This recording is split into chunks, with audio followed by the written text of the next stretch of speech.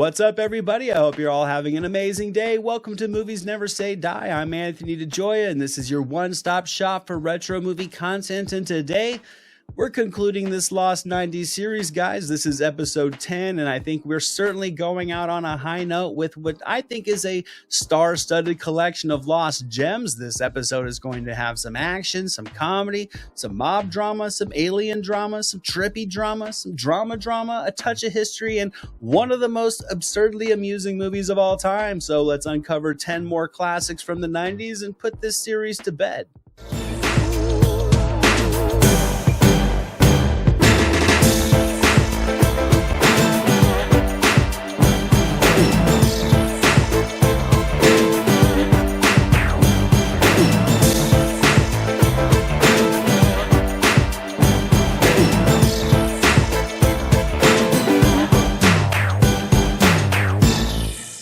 Kicking this episode off is a textbook action thriller about a young cop paired with an old detective to catch some bad guys in 1990's The Rookie, written by and starring Clint Eastwood, as well as Charlie Sheen, Sonia Braga, and Raul Julia.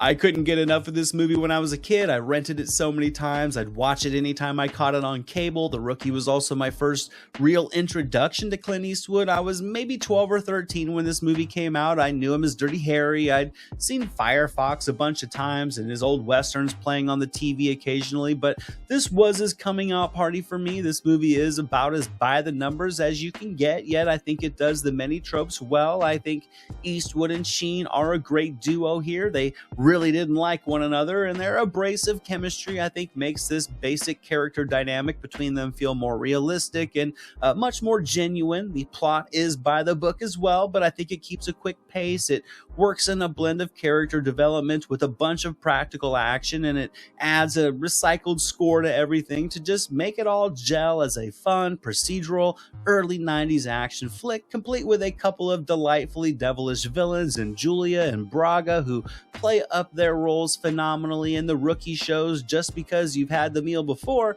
doesn't mean it still doesn't taste good.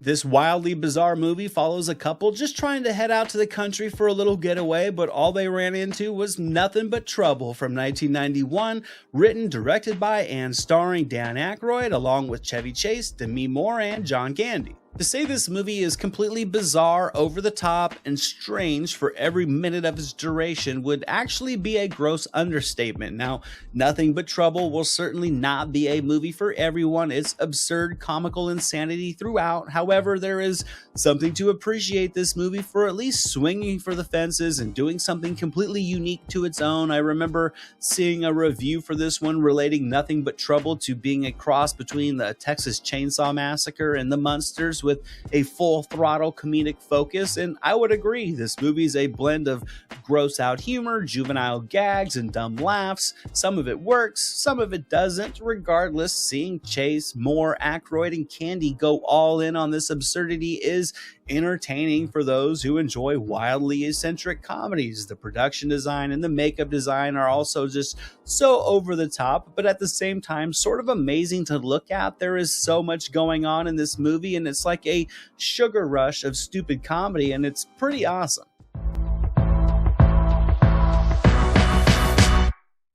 Next up, I think, is an underrated comedy starring a legend when Eddie Murphy would go from con man to congressman in The Distinguished Gentleman from 1992, directed by Jonathan Lynn, also starring Lane Smith, Cheryl Lee Ralph, Joe Don Baker, Noble Willingham, and a bunch of other familiar faces. This movie did okay at the box office, but was not so well received by critics, and I will admit it does have its flaws. The runtime is longer than needed for the concept, and the direction, I think, is overly simplistic, from the framing of shots to scene intros, transitions, and camera movements. It's all basic direction, and visually, this movie is a bit bland. I think despite that, though, this one is still a great time for those who enjoy skit comedy and silly humor and just watching Eddie Murphy run through his entire comedic shtick. The Distinguished Gentleman is certainly not as flashy as some of Murphy's more notable hits, but seeing him play around in the world of politics with a heavy side of satire is just a lighthearted, feel-good ride of mindless amusement. I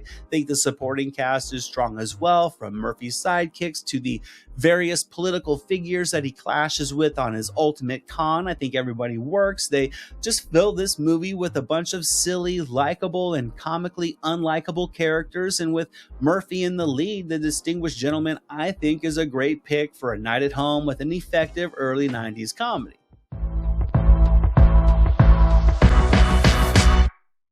This time period crime drama follows a normal, hardworking man that will cross paths with a local crime boss who is taking a liking to his son in 1993's A Bronx Tale, directed by and starring Robert De Niro, alongside Chaz Palminteri, who wrote this story, with Lilo Brancato and Terrell Hicks running out the focal cast. This was a movie that just always connected with me as an Italian kid who never met his father. In a way, this movie, I guess, sort of filled in some of the mentorship gaps for me as a kid, as this father finds his son catching the eye of a local mobster. A Bronx Tale is part coming-of-age story about a young boy. It's a part neighborhood gangster movie. It's a part family movie, and De Niro, in his directorial debut, balances all of these themes with a very skilled and seamless and intimate approach. I think the cast is phenomenal as well. You get rock solid performances from De Niro as this working man with generational morals, and you get Palminteri as this charming but deadly mobster. The younger cast is great as well. They just breathe life into these characters, and the result is a movie that just takes you on a neighborhood journey of a young boy that grows into a young man, and the struggle of a father to just keep his son righteous and clear-eyed to the dangers of mob life and not just blinded by the allure of power and money. This really is just a beautiful movie that's able to work inside of the gangster genre, but it takes a side road to tell a story adjacent to organized crime. A Bronx Tale is humorous, it's sweet, it's ominous, it's violent, it's thought-provoking, and I think for the genre, this movie is the complete package.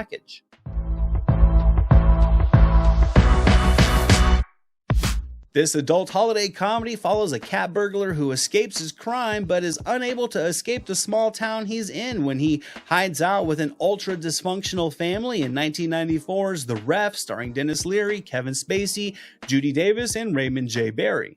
I've always enjoyed this one. Every year when Christmas time comes around, I pop in this silly little movie that just takes all the cliches of the holiday and of holiday movies and turns them all upside down with just waves of irreverent, clever humor led by Leary, who I think is just riding at full speed from start to finish. The Ref goes from being a farce comedy about a burglar who gets stuck in a small town that he just pulled off a heist into being a surprisingly just emotionally depressing drama about a couple who have fallen out of love, and somehow it all just blends into a wildly amusing Christmas Eve with a dash of emotion.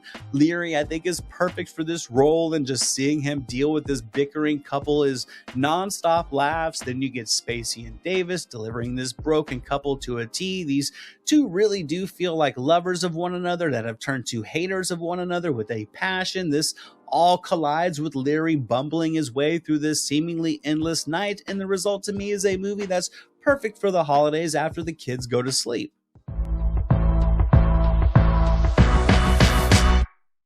Coming up next is a gripping legal drama about a young public defender who takes the case of an abused prisoner that's accused of killing his cellmate in 1995's Murder in the First, starring Christian Slater, Kevin Bacon, Gary Oldman, William H. Macy, and directed by Mark Rocco. I did have some reservations about putting Murder in the First on this list. It is a film with very notable flaws. It's a movie based on a real-life story about a man in prison, but it has been known that this script took many liberties in massaging the facts for the sake of just dramatic storytelling. Now, this, of course, is done in every film based on true events, but if you read the facts of the story that Murder in the First is based on, then you will see right away it's lacking a lot of accuracy. Now, as a pure film, telling a story, story and thinking of these people as characters and not as real people, I think does allow the drama of this movie, particularly the performance delivered by Kevin Bacon, to shine through. I think this is really one of Bacon's best pure acting performances, and he alone is worth watching this film once just to see him pour his soul into this part. I think Gary Oldman is also great here, and Slater, while possibly adding a little bit too much sauce on his performance, is strong as well. You can just kind of tell he's acting for an award in this one, but he and Bacon are a good duo, and this is a well-acted drama that can pull you in even if you need to take its story beats with a grain of salt. Coming up next is a little alien mystery about a researcher who finds a signal to alien life and must learn their secrets in The Arrival from 1996, starring Charlie Sheen, Lindsay Krause, Richard Schiff, and Ron Silver, written and directed by David Twohy.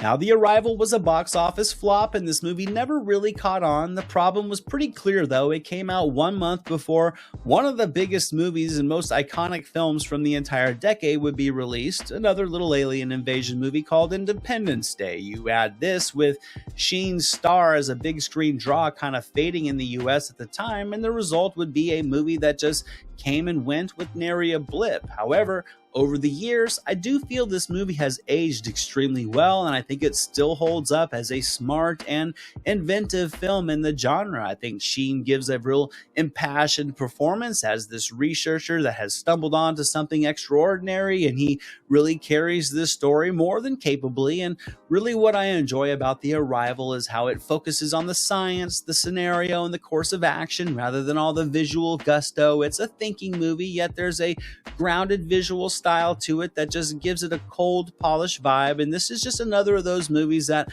I don't think will ever feel too dated. This psychological thriller is truly a bizarre narrative involving a musician, a murder, mysterious videotapes, and parallel timelines in the ultra-trippy Lost Highway from 1997, written and directed by David Lynch, starring Bill Pullman, Patricia Arquette, Gary Busey, and Robert Loggia.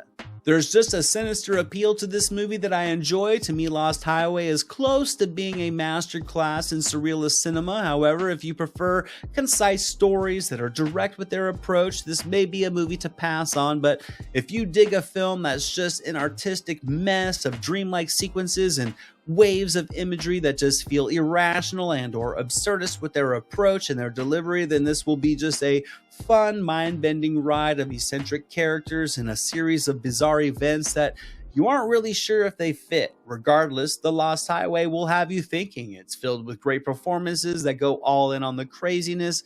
Pullman and Arquette are great. Robert Blake is perfectly insane as the mystery man. I also love the production design and just the abundance of style that Lynch infuses into this movie. Some would say it's a case of style over substance, and I wouldn't completely argue that, but with the scoring and Lynch's feverish direction and these performances and just the moody atmosphere that this movie creates, it dials up the style in Lost Highway enough to make it worth a viewing at least once.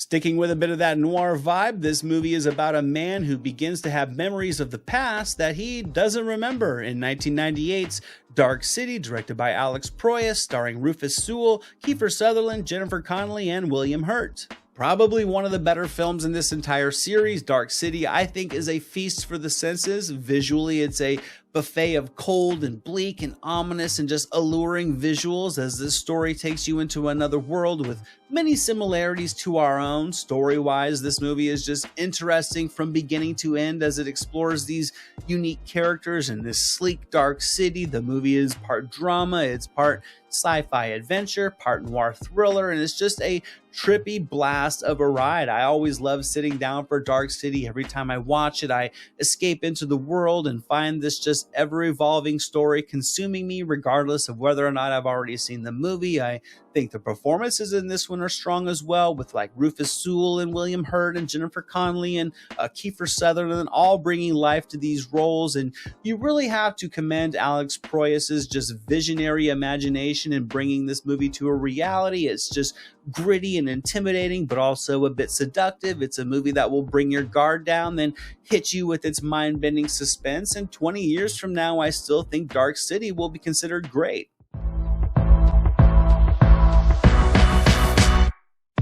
This next biopic explores the life of Reuben Hurricane Carter, a boxer wrongfully imprisoned for murder, and those who fought with him to prove his innocence in 1999's The Hurricane, starring Denzel Washington, Liev Schreiber, Deborah Kara Unger, and Clancy Brown. Now, this is a movie that does come a little slow out of the gate, and there are times when you can feel that it's maneuvering itself in the biopic formula rather than just taking some chances.